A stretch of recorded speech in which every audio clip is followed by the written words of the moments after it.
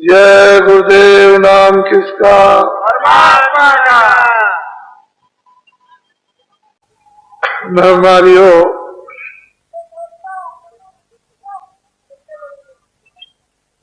बच्चे और बच्चियों, आज का दिन, आज का समय हम सब लोगों के लिए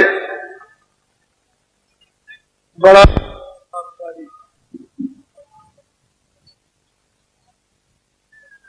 हम सब लोगों के लिए ये खुशकिस्मत ये दिन है। परमपिता परमात्मा ने आपको एक महान निधि दे दी और उन्होंने आप पर सबसे महान कृपा कर दी। इससे बड़ी कृपा और कोई भी नहीं होगी। परमपिता परमात्मा ने ये अनमोल आपको ये मनुष्य, ये शरीर, बेशकीमती ये जिस्म थोड़े दिन के लिए आपको दिया। वस्तु धन दौलत से बनाई नहीं जा सकती। जब इतनी बड़ी चीज आपको दे दी और उसमें आपको दो अधिकार पूरे पूरे दे दिए, एक अच्छे काम करने के, एक बुरे काम करने। बुरा से बुरा करो और अच्छा से अच्छा करो, उसकी तरफ से कोई भी बंधन नहीं, कोई रोक टोक नहीं, न हिंदुओं के लिए, न मुसलमानों के लिए, न सिखों के लिए, न ईसाई के लिए, किसी जनमानुष इंसान के लिए कोई भी ममानियत और रोक टोक नहीं। आंखों से अच्छा देखो या बुरा, कान से अच्छा सुनो या बुरा, वाणी से अच्छा बोलो या बुरा, मन से अच्छा संकल्प करो या बुरा, बुद्धि से अच्छा विचार करो या बुरा, हाथ और पैरों से अच्छा काम करो या बुरा, आपको पूरा पूरा अधिकार उसने दे दिया। ये अच्छा और ये बुरा। और जो कुछ भी आप सुबह से शाम और शाम से सुबह 40 बरस हो गए हो, 60 बरस हो गए हो, 80 बरस हो गए हो, जो कुछ भी आपने अच्छे और बुरे काम किए वो सब उसके यहाँ लिखे जाए, लिखे गए। न एक अच्छा छूटेगा, न एक बुरा छूटेगा। जब उसने अनमोल ये मनुष्य शरीर आपको थोड़े दिन के लिए दे दिया, तो हिंदू, मुसलमान और सिखों और ईसाइयों ने कभी अपनी अकल और बुद्धि से ये कभी सोचा है ये क्या है? पंचभौतिक शरीर, 5 तत्वों का जल, पृथ्वी, अग्नि, वायु, आकाश, और इसमें किसको बैठाया? जीवात्मा को, जिसको मुसलमान कहते हैं रूह, हिंदू कहते हैं जीवात्मा, अंग्रेजी शब्दों में उसको सोल कहते हैं। वो किसका अंश है, किसका जर्रा है, किसका कण है? उस परमपिता परमात्मा। तो आपको उसने बुद्धि भूत, भविष्य, वर्तमान के लिए कि पहले क्या था, अब क्या और आगे क्या होगा, उसको सोचने के लिए बुद्धि दे दी। तो आपने अपनी बुद्धि से कुछ सोचा कि पीछे क्या था, अब क्या और आगे क्या होगा? कुछ ना पीछे का सोचा, ना आपका सोच रहे और ना आगे का। मैं ये बताना चाहता हूं आपको कि ये जो कुछ भी आपको दिखाई दे रहा है दोनों आंखों से, ये सब माया की छाया है। इसमें माया का नाम और निशान नहीं, सब उसकी छाया है। और आप क्या कहते हो? मेरी। कोई कहता है मेरी। ये जो आप देखते हो कोसों का ये किला, हसनापुर का, ये क्या कहते थे? मेरी। ये मेरी, ये मेरी। ये है क्या? माया की छाया। जब तुम्हारी बुद्धि नहीं जगी, बुद्धि में भूत भविष्य वर्तमान का विवेक नहीं आया, तो कहते हो मेरी, वो कहता है मेरी, वो कहता है मेरी। इसमें क्या होगा? काम, क्रोध, लोभ, मोह, अहंकार, ये पांचों भूत प्रवेश हो गए, अकल को और बुद्धि को पागल कर दिया। इसी बीच में जो कीमती से कीमती आपका अनमोल समय था, वो इस युद्धबाजी में खत्म हो गया, इस अज्ञानता में खत्म हो गया। और ये क्या है? किराए का मकान। ये आपको भाड़े पर मकान मिला है, ये पंचभौतिक मनुष्य शरीर जो अनमोल है, जो जिस्म है, ये किराए पर दिया। जब इसका समय पूरा हुआ, मकान मालिक ने अपने फरिश्ते, अपने सिपाहियों को अपना कागज दे करके दे दिया, जाओ पंडित रामचंद्र का वक्त हो गया और मकान खाली। मोहम्मद नूर का वक्त हो गया, जाओ जल्दी जिस्म खाली करो। ना वो पंडित देखेगा, ना वो मोहम्मद मुसलमान देखेगा, ना वो छत्री देखेगा, ना गरीब, ना अमीर, ना पढ़ा लिखा, कुछ नहीं। वो सिपाही दौड़ेंगे, उसके नाम लेकर के दौड़ पड़ेंगे और कहेंगे, उनकी आवाज को किसी को सुनाई नहीं देगा, उसी को सुनाई देगा। आवाज को सुनकर के उसका होश हो जाएगा, होश खत्म, समाप्त हो जाएगा। और वो कागज दिखाएंगे, मालिक का ये हुक्म हो गया, मकान 1 मिनट में खाली कर। आप क्या करोगे? और वो सिपाही कुछ नहीं कर सकते, वो तो फरिश्ते हैं। मन को, बुद्धि को, चित्त को, प्राणों को, जीवात्मा को, रूह को 1 मिनट भी नहीं लगेगा इस जिस्म से, इस मकान से घसीट कर बाहर। ये जिस्म मकान जमीन पर जोर से गिर जाएगा। इसको गिरते ही मोहल्ले में, गांव में शोर मच जाएगा और लोग दौड़ पड़ेंगे, क्या हो गया? जो तो चला। नफरत हो जाएगी, घृणा हो जाएगी, हिंदू कपड़े डालेंगे, मुसलमान भी कपड़े डालेंगे और जल्दी जल्दी जल्दी करो, देर मत करो। और ले चलेंगे, हिंदू तो ले जाएंगे बाहर, लकड़ियों पर रख करके उसको जला के सुहा कर देंगे। मुसलमान ले जाएंगे, गड्ढा खोद के दफना देंगे। ये माया की छाया, बाग बगीचे, मकान, दोस्त मित्र, अंग्रेजी, हिंदी, उर्दू, सोना चांदी, ये बाल और बच्चे और स्त्री और पुरुष, ये सब अंग्रेजी और सब आपकी। इनमें से कोई भी ना आपकी मदद करेगा, न इनमें से कोई चीज सुई की नोक आपके साथ। अब ये बताओ कि किराए का मकान अगर आज रात को खाली करा दिया जाए तो आप कुछ ले जाओगे?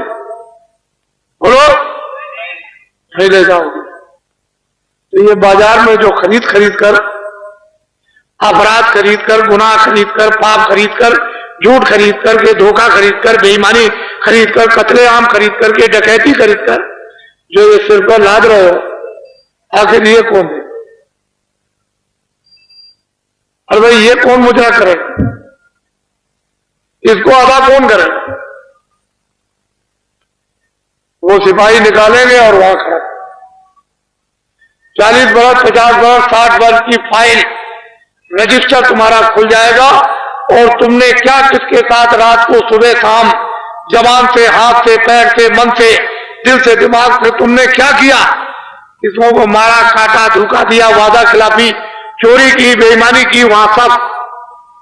वो कहेगा ये देखो तुमने 50 साल में ये किया। तुमको कोई फकीर, कोई महात्मा या रामायण या गीता या भागवत या कुरान या पुराण किसी ने तुमको ये नहीं बताया कि अच्छा ये बुरा? आप क्या जवाब दोगे? अरे भाई किसी ने ये नहीं कहा ये पाप, ये पुण्य, ये मत करना, ये करना, आप उसके यहाँ क्या जवाब? सोचो कम से कम। ठीक है तुम चोरी कर लो, डकैती कर लो, सामान ले आओ किसी के घर से, रास्ते चलते में लूट लो, मार दो, कत्ल कर दो, ठीक है।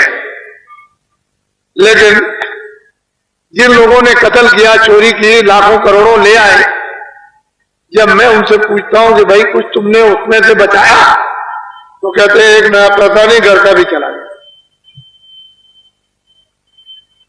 तो आपको ये बात को सोचना चाहिए कि कितनी चोरी, कितनी डकैती, कितने कत्ल, कितने झूठ, कितने ये सब, और फिर भी तुम्हारे पास कुछ नहीं रहा। वहां कौन जवाब देगा? फिर वो सिपाही और खड़े रहेंगे जब फैसला मजिस्ट्रेट करेगा कि जाओ उस नाम वाले नरक में इसको 1 करोड़ बरस के लिए इसको जलाओ, फिर इसके बाद 1 करोड़ बरस के बाद उस नाम वाले नरक में इसको दोजख में ले जाओ, इसको काटना, उस नाम वाले नरक में इसको ले जाओ, इसको सड़ाना, तो 3-3 करोड़ बरस हो जाएंगे। लाखों लाखों मील तक आवाज आ रही है और आएगी। कोई वहां बाल बच्चा, दोस्त मित्र, नौकर चाकर, धन और दौलत, ये कोई नहीं।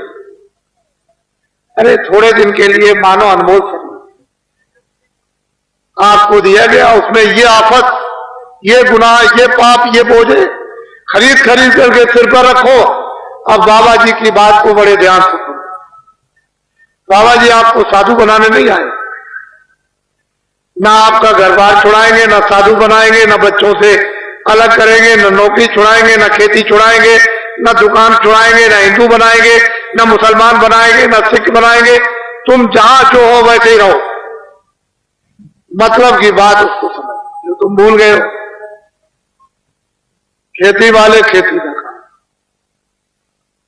खेती करें, दुकान वाले दुकान करें, दफ्तर वाले दफ्तर का काम कैसे करें? ईमानदारी, मेहनत के साथ। शाम को आओ अपने अपने बच्चों की खिदमत और सेवा। ये जो 2 आपको काम दिए गए आपके गृहस्थ आश्रम में, ये खेती, दुकान, दफ्तर का काम करना, शाम को बच्चों की सेवा, और आए गए किसी अतिथि की भी मेहमानदारी और सेवा कर देना, सत्कार। ये 2 ड्यूटी आप पूरी अपनी निभा दो, पूरी कर दो। जब आपके पास कोई भी काम का समय ना हो, चारपाई पे सोने के लिए जब जाओ, तो हिंदू 15 मिनट मनुष्य मंदिर में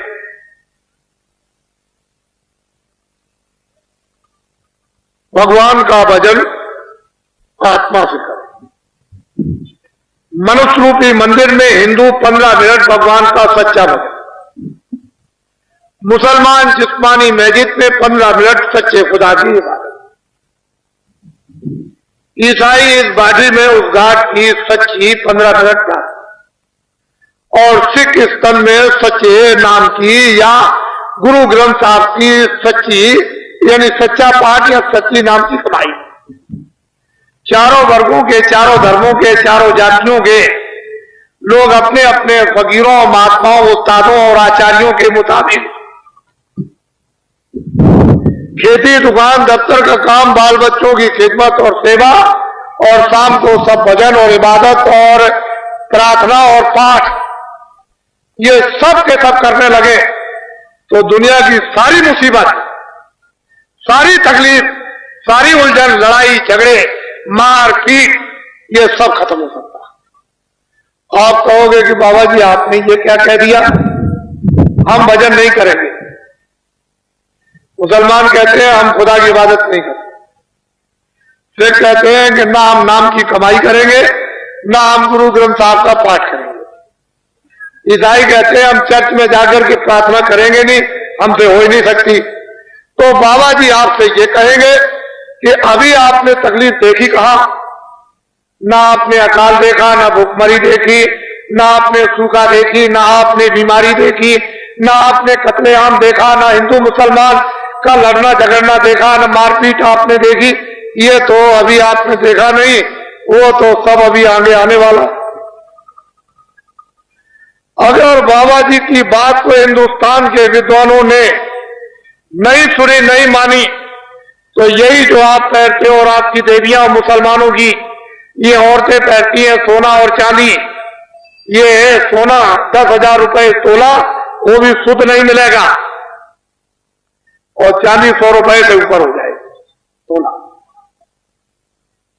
तो आप एक कढ़ाई में बैठ करके सोचना, जो असली चीज है, असली धात है, कोई कागज तो धात नहीं है, वो अगर इतना महंगा हो जाएगा तो देश का क्या होगा, आपको तो नहीं मालूम। इसलिए मैं प्रार्थना करता हूं, मेहनत करता हूं और आपसे अनुरोध करता हूं कि खेती करो, दुकान करो, दफ्तर के काम करो, ईमानदारी मेहनत के साथ। ईमानदारी मेहनत की जरूरत सब जगह, घर में भी है, पूजा में भी है, समाज में भी है, दफ्तर में भी है, खेती में भी है, कहीं भी जाओ ईमानदारी मेहनत की जरूरत सब जगह पड़ेगी। और ईमानदारी मेहनत नहीं तो 2 मिनट घर नहीं चलेगा, 2 मिनट भी पति और पत्नी नहीं रह सकते। तो जो जिसमें कोई तर्क नहीं, जिसमें कोई संदेह सुबह नहीं, उस बात को आपको जम के पकड़ना है। वो हमारी इंसानियत हो, हमारी मानवता है। ईमानदारी मेहनत, शरीर पोषण, शरीर हिफाजत के, जिस्मानी हिफाजत के लिए वो आप खेती, दुकान और दफ्तर का काम ईमानदारी मेहनत से और बाल बच्चों की राजी खुशी की खिदमत और सेवा, आए गए की मेहमानदारी, सत्कार, ये आप जिस्म से, मनुष्य शरीर से करो, ये मानव धर्म, ये है आपका। इससे आप सत्य बोलोगे, इससे दया रहेगी, इससे प्रेम रहेगी, इससे आदर रहेगा, इससे सत्कार रहेगा।